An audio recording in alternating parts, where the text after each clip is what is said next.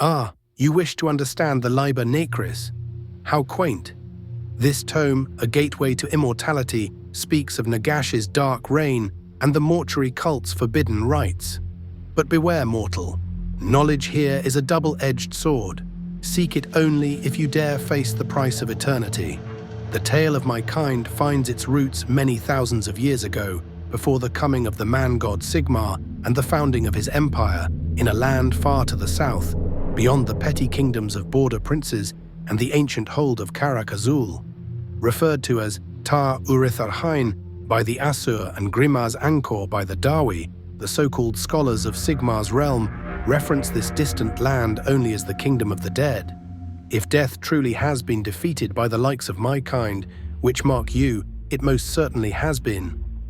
There is no place that the long battle to achieve this immortality began other than the kingdom of the dead.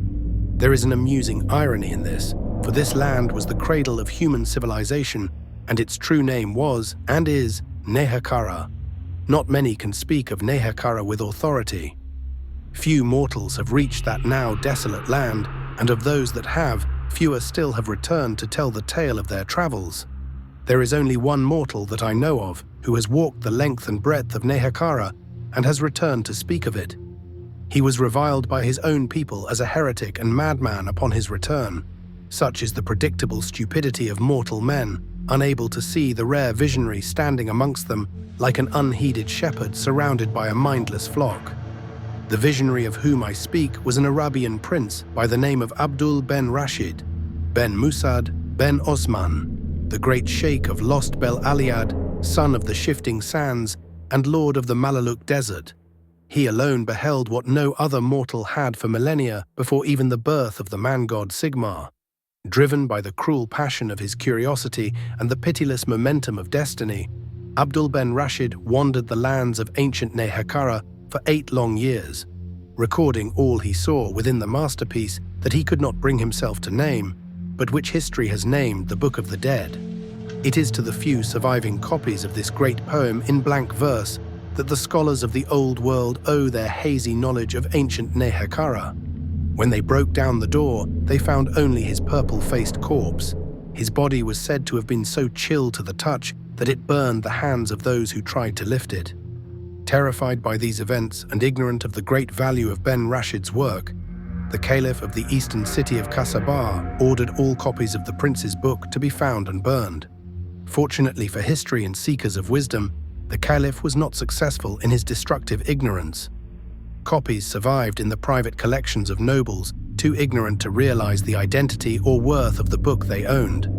In time, the zealous knights of the empire, Tilea and Bretonia, declared their crusade against the lands of Araby, and amongst the loot they brought back from their foolish escapade were copies of the Book of the Dead, though I am sure many of these knights came to regret their decision. Ben Rashid's book speaks of a great desert to the east of Araby, from which rise thousands upon thousands of necropolies of all shapes and sizes, the crumbling echoes of the most ancient of all human civilizations. There are many lesser copies of the book, most of which have new facts added and with originally sublime turns of phrase, altered by the dim imaginations of lesser historians and poets. I include here several stanzas of the original unaltered work that I myself have translated. In that dread desert, beneath the moon's pale gaze, dead men walk. They haunt the shifting dunes of the breathless, windless night, brandishing weapons of bronze in mocking challenge and bitter resentment of the life they no longer possess. And sometimes, in ghastly dry voices, like the rustling of sun-baked reeds, they whisper the one word they remember from life, the name of the one who cursed them to their existence of more than death, but less than life. They whisper the name Nagash. As is often the way of such things, Ben Rashid did not live to see the widespread horror inspired by his work. Whether it was because he sought to emulate some of the dangerous arts he beheld while upon his travels, or whether he was cursed simply by witnessing all he had, the prince died under mysterious circumstances, strangled while locked within a shuttered room. When his servants eventually broke down the door, they found only his purple-faced corpse. Though in our time the land of Nehekhara is a wilderness of lifeless sand, and the great river that runs through it is deadly poisonous and both the color and texture of sour blood, It was not always so. It is true that the cities are empty of life, crumbled ruins on the edge of the great necropolis. It is true that the roads have long been buried by the shifting sands, leaving only a few toppled statues and wind-eroded monuments to mark their presence. The few travelers who have returned from this desolate land speak only of emptiness and the terrible fear and melancholy that filled their hearts. It is true that the land is lifeless now, but it was not always so. I know, for I have walked all the paths that Ben Rashid trod before me, and I have seen and learned all that he had seen and learned, and much, much more. 3 millennia before the time of Sigmar, a civilization grew up along the banks of the great river Mortis that scholars of ancient times named the Vitae. 500 years later, this civilization found itself fully realized as the kingdom of Nehekhara. At a time when most other humans throughout the world were little more than savages, the people of Nehekhara had learned to cultivate the land and herd oxen and goats, and they had built cities, ships, and roads. Greatest of all their achievements, this most ancient of all human civilizations had developed a sophisticated written language, the foundations of which, so their legends say, were first taught to them by the gods themselves. Gods who walked amongst their children millennia before the Nehekharans had built their first road. The proud and strong people of Nehekhara conquered the wandering tribes of the desert, imposing their culture and beliefs upon all they met, unifying them into a great nation and binding them as citizens or vassals of their great city-states. From this, the Nehekharans then drove the tribes of orcs and goblins far from their lands, until all the plains, deserts, and mountains, from the western deserts to the eastern sea, were subjugated by the disparate city-states of the great Nehekharan civilization.